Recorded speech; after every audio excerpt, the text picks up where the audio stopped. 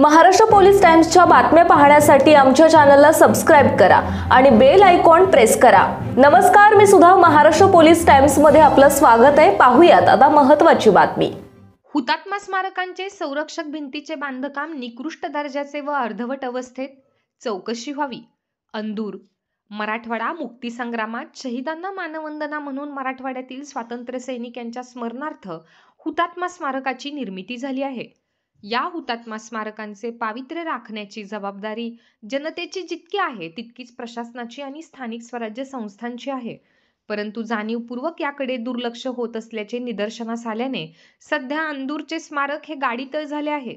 प्रत्येकाच्या 2 चाकी, 3 चाकी, 4 चाकी मोठ्या गाड्या एवढेच नव्हे तर JCB मशीन, पोकलेन त्या ठिकाणी लावल्या जातात। गेल्या 2 वर्षांपासून सुवर्ण महोत्सवी वर्ष साजरे करताना केंद्र शासनाच्या वतीने हुतात्मा स्मारकांचे पावित्र्य राखण्याची सुरुवात केली व महाराष्ट्र शासनाने हुतात्म्यांच्या स्मारकाची दुरुस्ती आणि देखभाल करण्यासाठी शासनाने एक निधी उपलब्ध केला होता।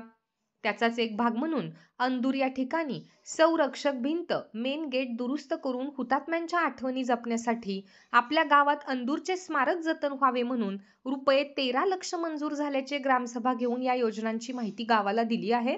पण काही नवख्या गुत्तेदारांना त्याची जबाबदारी दिली होती, परंतु ते काम अजूनही अर्धवट अवस्थेत आहे।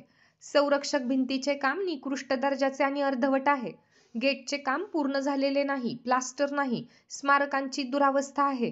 तरी शासनाने याकडे लक्ष देणे गरजेचे आहे। यासाठी माननीय जिल्हाधिकारी साहेब यांना भेटून वंचित बहुजन आघाडीचे जिल्हा सहसचिव RS गायकवाड यांनी निवेदन देऊन चौकशी करावी अशी मागणी केली आहे।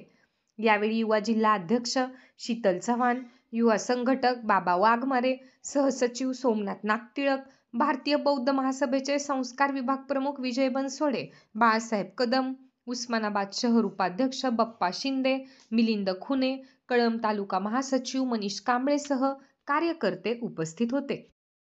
महाराष्ट्र पोलीस टाइम्स चॅनलला लाईक आणि सबस्क्राइब करा। धन्यवाद।